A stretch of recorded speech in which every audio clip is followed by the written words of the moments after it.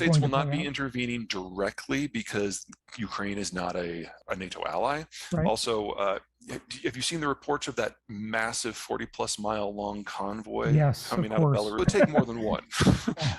Yeah. But that's kind of a good example of how the Russians suck at logistics.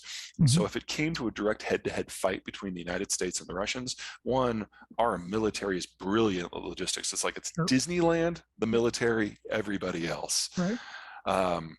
And the only thing they're better at is taking out a large number of vehicles that are in a line. Yeah. So Sure. That's easy. if it did come to a regular war between Russia and the United States, we would wipe the floor with them in terms of the armored warfare and the artillery battle. Right. And then they would feel that they would have no choice but to consider nukes. Yeah. And so And there's no reason to expect the United States to directly intervene. right. We will play favorites. We are playing favorites. Congress is going to be asked tonight to send at least $6 billion in direct military equipment to the Ukrainians. I figured that'll pass in a matter of seconds. Mhm. We have sent a whole lot of javelins. We don't know how many, probably at least 1,000 launchers by this point, and every country in NATO is sending everything they have. One of the fun things about NATO is that during the Cold War, there were different tiers of military equipment because some countries were more advanced. When the Cold War ended, everyone spent 15 years upgrading their equipment, and they handed the older stuff to the new allies in Central Europe and Turkey. Mhm. Now, all of those countries have upgraded their equipment, and they're sending all their hand-me-downs Right. to Ukraine. So there's a metric butt ton of stuff that's going into Ukraine right now. Mhm. And that is not going to turn the tide of the war, but it means that the Russians will have to pay in blood for every single inch. And once they capture it, they'll be partisans and they'll have to go back and do it again. And the only way the Russians know how to deal with that is to level everything. And this is just the next phase in what the Russia sees as multi-step expansion. They're not done with Ukraine. Yeah. Well, the soldiers are most of the soldiers are draftees. So you can imagine how they feel about what's going on right now, since they didn't realize that this is what they were going to be in for. Right. For the Russians back in Russia, no. There have been a number of protest movements in Russia over the last several years, and they've got progressively smaller. And when I looked yesterday at the numbers, there were only about 6,000 Russians total that have been arrested so far nationwide. Yep. That's nowhere near enough to generate the sort of activity that Putin's going to be even the least bit concerned about. Right. The report I heard this morning from Ukraine, which made me perk up a little bit, is that apparently a couple platoons of Russian soldiers surrendered to the Ukrainians, and not after a fight. If you Wow. get mass desertions among the Russian soldiers, then we're talking about a very different situation. But this is one report that has not been confirmed. Yeah. Okay. But if you're going to be looking for hope on the Russian side, it'll be in Ukraine, not in Russia. Oh, yeah, no, I think that's a little simplistic. If the United States were to get involved in Ukraine in a real way, that would be the Air Force, that would be the Special Forces, that would be the Army. If we're going to get involved in Ukraine, it's going to be the Navy. It's an island. Yeah, it's just basic military math.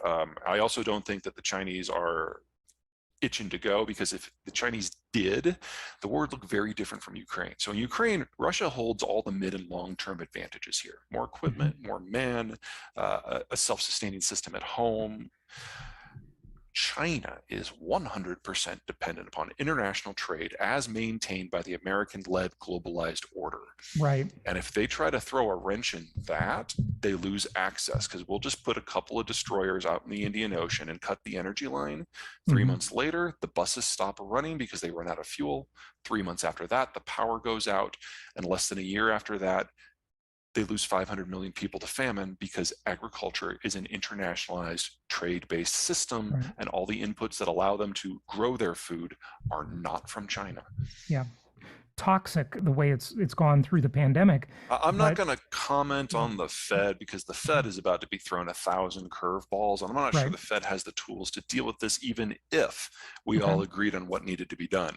Let me put this from the Ukrainian and the Russian point of view. Yeah, and agriculture, of course, because Ukraine is a big exporter and fertilizer. Russia is the #1 exporter of wheat, and it just invaded the #5 exporter of wheat. Ukraine will not plant crops this spring. We have shortages in every kind of fertilizer, nitrogen, because natural gas prices are up by a factor of 7 before the Russian moves. They're going to go up more. Phosphate, because the Chinese have blocked exports because they're terrified about what's about to happen internally. And 40% of the world's potash comes from Belarus and Russia. Yeah. No matter how this shakes out, we are going to have famine continental in scope before the end of the year. And this is just the beginning of the unwinding of global agriculture. When you this say year, I don't know, scope, but the carrying capacity of the land in a deglobalized world is about a billion and a half less than what we have right now. Yes, the whole point of the end of the world is just the beginning, is to look at what all the economic sectors look like on the backside of globalization, once it's gone. Right. So remove all the structures that have allowed us to build and grow to where we are. What happens when they're just not there anymore? And it's different for every sector. It's different for every region, but agriculture is by far the chapter that gives me the most nightmares. Europe's probably okay. Good farmland, good local fertilizer processing. They're going to have some definite problems, but not famine. Let me give you a point of reference. In 2010, there were a bunch of fires in Siberia because they had a really horrible season for ag. And so the Russians intervened in markets and prevented exports from their part of the world for a few months. Global wheat prices doubled. Global wheat prices tripled in some of the places that used to rely on Ukrainian, Kazakh, and Russian wheat. And that triggered a series of uprisings and coups and wars that we now know as the Arab Spring. And that was from a partial disruption, not a complete disruption. Yeah. And that had nothing to do with fertilizer. Fertilizer just flowed fine. Mm-hmm. What we're dealing here is at least a factor of 6 bigger than that. Wow. Yeah, so, and if you look at the countries that have really expanded their agricultural footprint of late, Western Australia, Brazil, they do it all with imported inputs. They're just not there right now. Oil and gas, oil and gas, oil and gas. I mean, I realize that's a little redundant. Meaning up, right? Yeah, exactly. Yeah. Well, we're going to lose the world's second largest exporter of oil and largest exporter of natural gas. Mm-hmm. Because no matter how this war goes, either the Russians are going to use it as leverage, or the Ukrainian partisans are going to go after the infrastructure, or the Turks aren't going to let it through the Turkish Straits because they've activated the Montreux Treaty, or the Europeans are going to do sanctions, or the Americans are going to. No matter how this goes down, Russia stops shipping energy west. Yeah. The United States is still a net exporter by a significant margin. We export over 3 million barrels a day of refined product. So while I'm not exactly thrilled with some of the things the Biden administration has done on energy policy, he'd have to do a whole lot more damage to actually impact the bottom line. My concern moving forward is that in a world where the Russians cease to be a player and oil prices skyrocket because it's a globalized market, the US president has the power granted by the 2015 Energy Omnibus Bill to end American energy exports with the stroke of a pen, which means that we'll be fine. Yep. But then the world would lose access to American energy and Russian energy at the same time. They would break that's where everything else breaks. That's one of the ways everything else can break down very quickly. Yeah, it really is.